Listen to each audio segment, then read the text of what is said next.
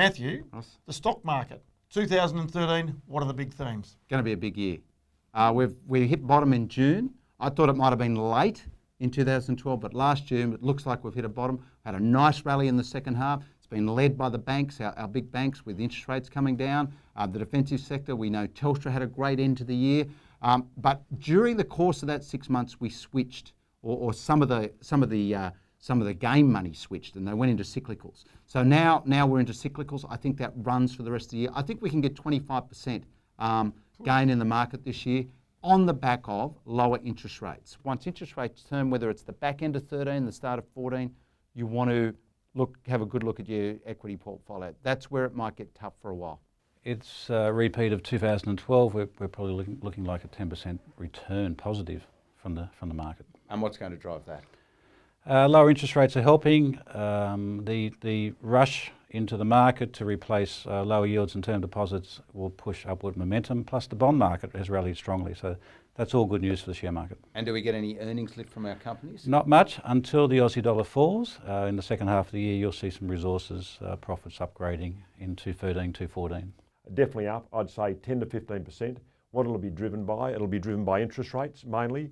Lower interest rates means high valuations. Lower interest rates also means lower borrowing costs for corporates. Lower interest rates means a pickup in economic activity, and we're starting to see a little bit of that towards the end of 2012. Lower interest rates means the $1.6 trillion that's on deposit in Australia will be moving out of there and looking for growth opportunities. I think the Australian market's going to go lower over 2013. In terms of whether we've seen a bottom or not, well, in 2012, we obviously went into the 3000s for the ASX 200. I think we can get close to that level again. It's difficult to see the Australian market rising in 2013, and there's a lot of headwinds that the Australian market's facing in terms of the domestic economy and the domestic focused sectors that can really bring us lower from the starting point.